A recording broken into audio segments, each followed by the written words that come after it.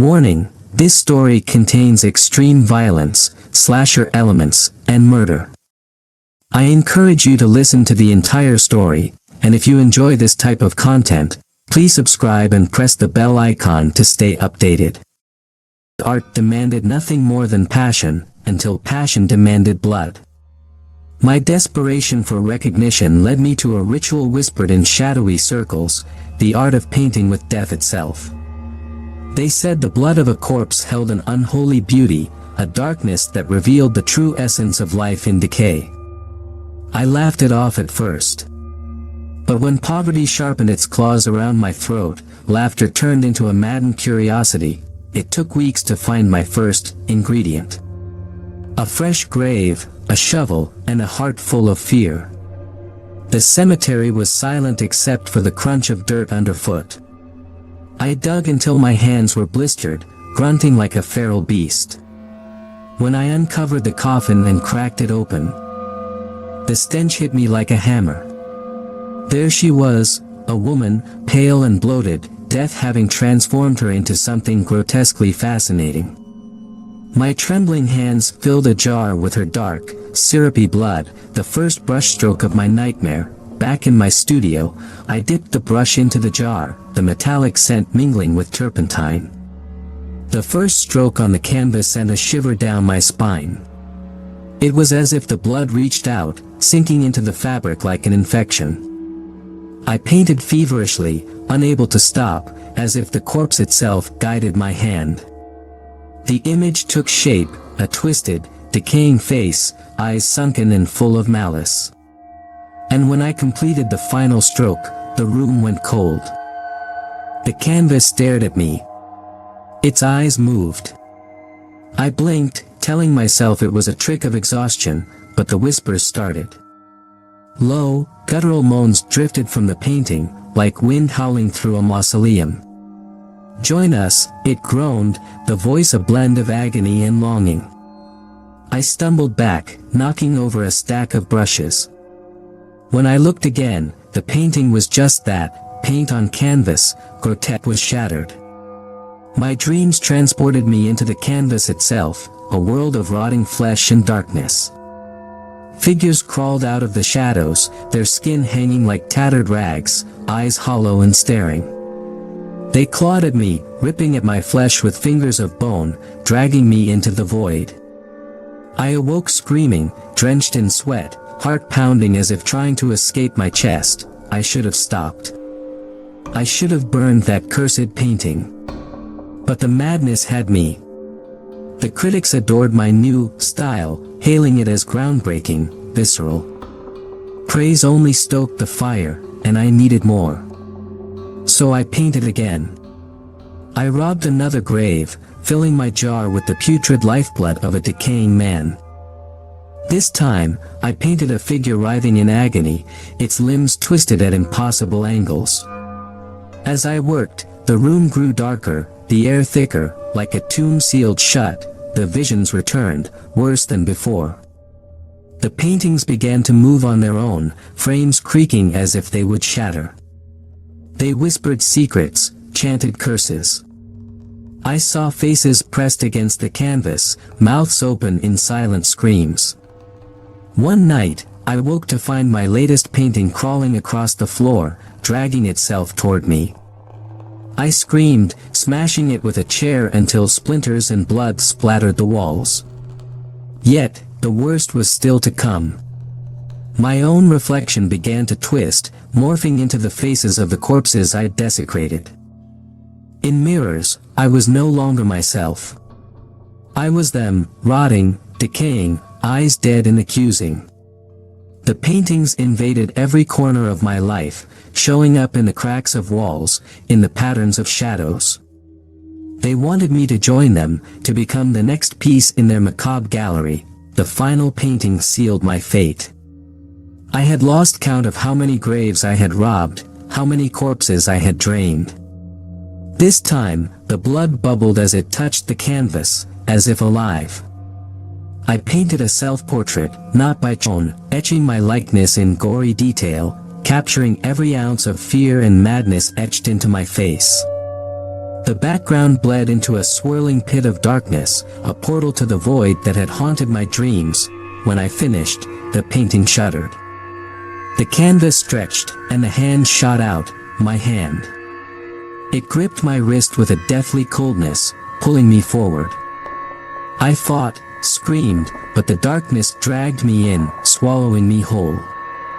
I now reside in the painting, my essence smeared in blood across the canvas. I see you from inside this frame, hear the whispers echoing through the void. So, if you find this note, burn the paintings. Burn the studio. Destroy it all. For every stroke of the brush with the blood of the dead comes with a cost, a piece of your soul, painted into the endless nightmare of decay. And once you start, there is no escape. I didn't think I'd be conscious in here. I thought death would come like a black curtain falling, an end to the torment. But there's no end, only this frame, the prison of canvas and blood. It's like being trapped underwater, gasping for air but never quite suffocating. I can't move, I can't scream. I just exist, stretched across the canvas, trapped behind a layer of painted skin. Days blur into nights, or maybe it's weeks, time doesn't flow in here. I watched the room beyond, my studio turned mausoleum. Dust settles, painting everything in a thick, suffocating gray. But I am not alone. The other paintings. They watch too. Their eyes roll within their frames, pupils dark and accusing. They know. They remember. I stole their death, painted it, and now they wait for me to join their suffering. Sometimes, I hear footsteps in the room. It's always at night, when the shadows crawl long and the air feels dense. A figure moves in the corner of my vision, slow, deliberate. I try to see it, but my gaze is fixed, forced darkness, whispering things I can't quite make out. It knows I can't escape, then, the scratching begins. Low, grating sounds, like fingernails raking against glass. It comes from the edges of the canvas, where the paint seems to bubble and crack.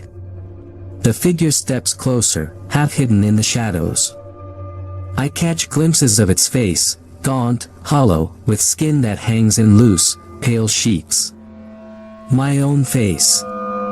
It grins with rotting teeth and reaches out, clawing at the canvas, trying to peel it open from the inside. Each time it claws, the fabric stretches. I feel it like needles piercing through my nerves. Pain ripples through me, but I can't scream. I'm just a portrait. Fixed in silent horror. It scratches and tears at the canvas until the frame splinters, the edges weeping a black, oily substance. My reflection writhes and twists, growing larger, more grotesque, until I feel it pull at me, a relentless suction dragging me deeper into the darkness beyond the canvas. I close my eyes. No, I don't close them, they close themselves. I have no control. I am merely paint. When they open again, I'm no longer alone.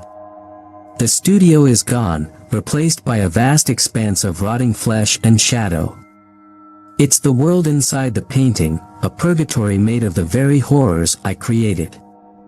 The sky drips with a crimson haze, bleeding into the cracked earth below. Bodies half buried in the ground twitch and writhe. Their faces twisted into endless grimaces of agony. I'm standing, somehow whole but not human. My skin feels tight, like it's stretched too thin over brittle bones. I try to run, but the ground squelches underfoot, pulling me down with every step. The figures around me start to move, their heads jerking toward me, eyes gleaming with malice. They crawl, dragging their decayed forms, leaving trails of blood and viscera in their wake. Join us, they croak in unison, their voices thick and wet. You make my foot hitting something solid. I turn and see it, my easel, standing in the middle of this nightmare, holding a blank canvas. My jar of blood sits beside it, brimming with a dark, coagulated liquid. I can't look away. The brush finds my hand, sticky and cold, and I'm compelled to dip it into the jar. The blood oozes down the handle, coating my fingers. I paint. No, I am painted. My hand moves on its own, and each stroke drains me. The figures surrounding me hiss in delight as I paint their forms onto the canvas. They stretch and warp, becoming more twisted with every stroke. The more I paint, the more I fade, my skin growing translucent, like a ghost losing its substance. The ground beneath me quakes, and a fissure splits open, releasing a swarm of flies and the stench of decay. From within the fissure rises her, the woman from my first painting, her eyes sunken pits of darkness. She reaches out with skeletal hands, her flesh peeling away in wet strips. I try to back away, but my feet are rooted to the ground. You took my death, she rasps, voice rattling like bones in a coffin. Now, I take yours. She grabs my face, her touch burning like acid. My skin blisters, melting away. I feel it sloughing off, revealing raw muscle and bone underneath. I scream, or I think I do, but it's only a wet gurgle. She pushes, and I stumble forward into the blank canvas. I'm falling, spiraling into an abyss of color and darkness, until I slam against a surface. My vision blurs, and then I see it. I am back in the studio. Hanging on the wall across from me is my latest creation, a painting of myself, half-rotted, trapped in an eternal scream. It watches me, eyes flickering with life. I realize then that I've painted my own death, a never-ending cycle of torment and rebirth within the canvas. The door creaks open. I see a figure in the doorway, a new visitor. They look around, eyes widening as they take in the horrors. I've approached the canvas slowly, curiosity overcoming fear. I want to warn them, scream at them to run, but I can only watch as they lift a hand toward my painting, fingers grazing the surface, and in that moment, I feel it. The hunger. The need to be freed. My painted lips stretch into a twisted grin, and the whispers start again, low and haunting, join us. The figure gasps, stumbling back, but it's too late.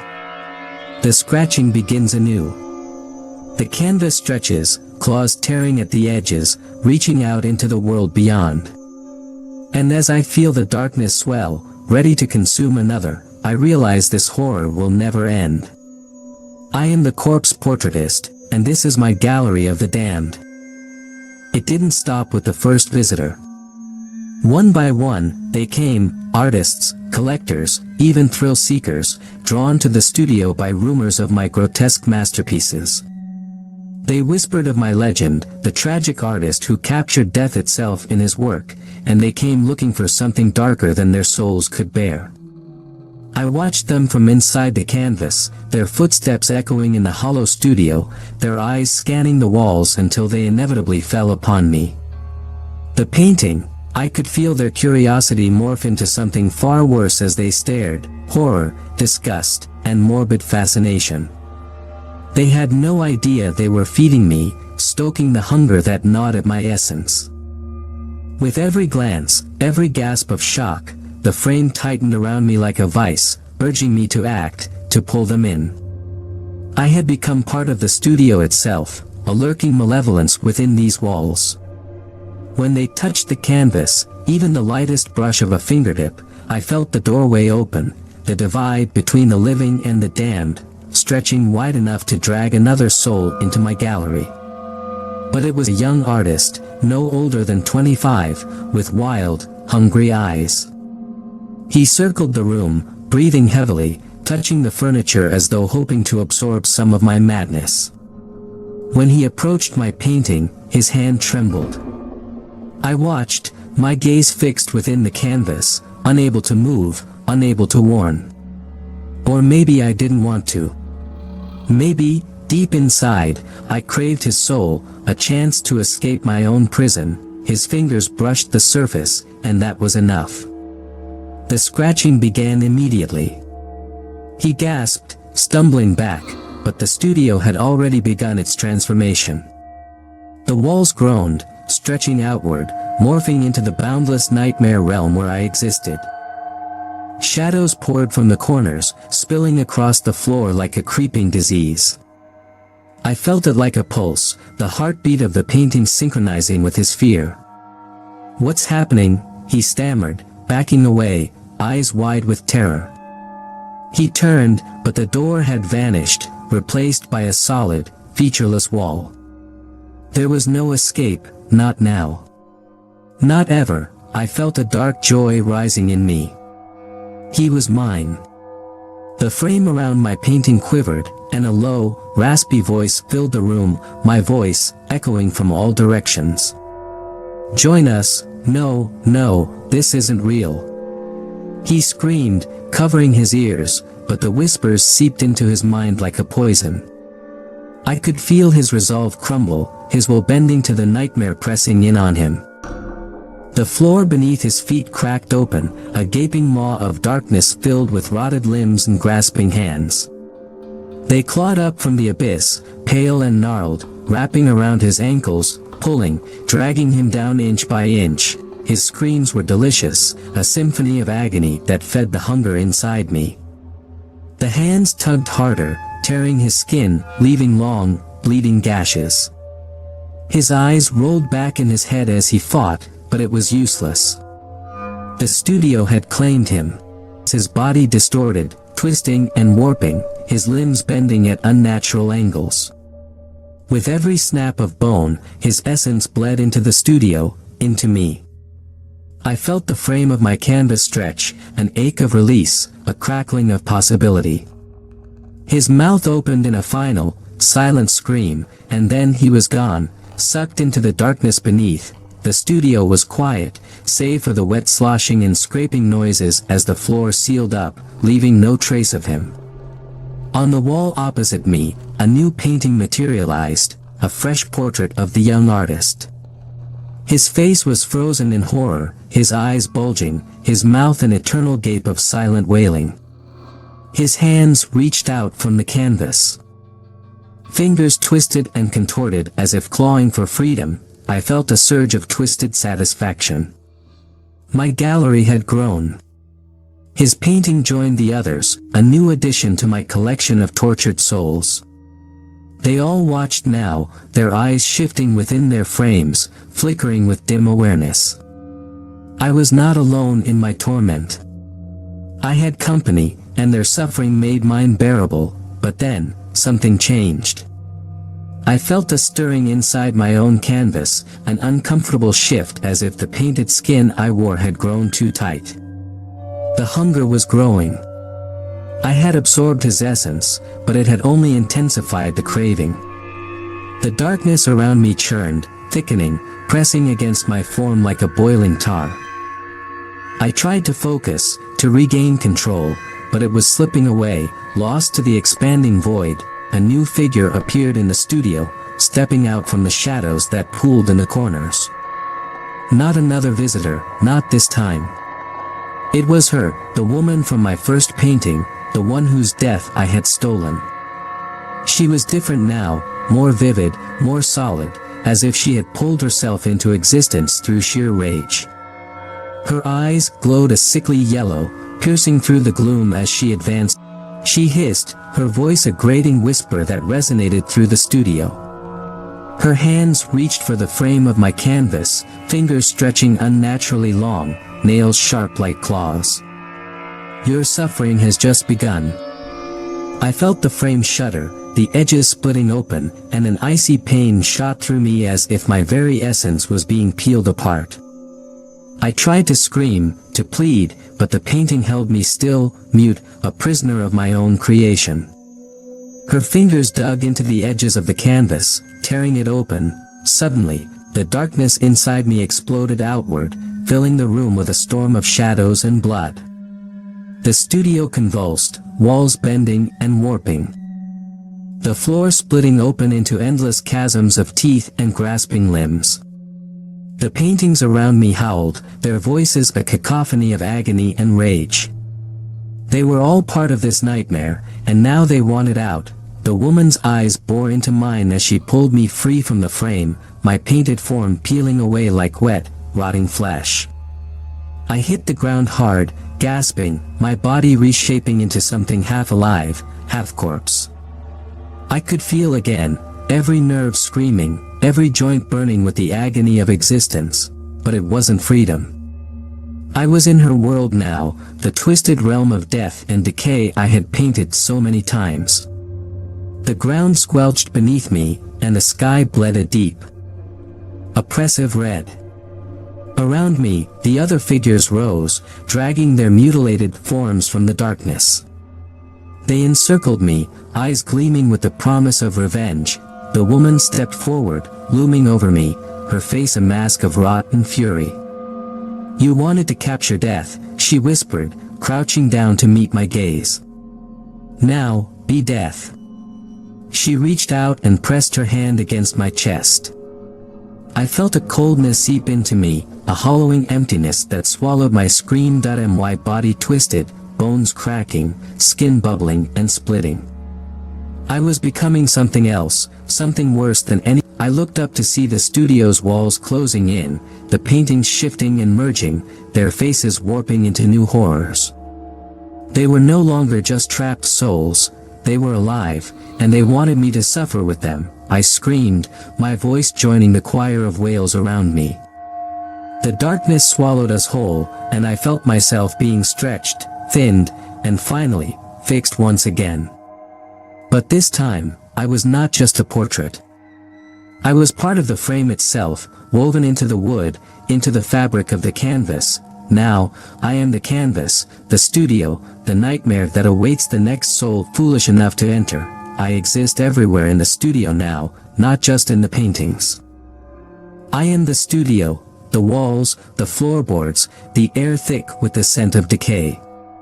My consciousness stretches and twists like a writhing mass of roots, sprawling through every crack and crevice. It's a sensation unlike anything I've ever known, like having my nerves splayed out across an entire world made of rot and darkness.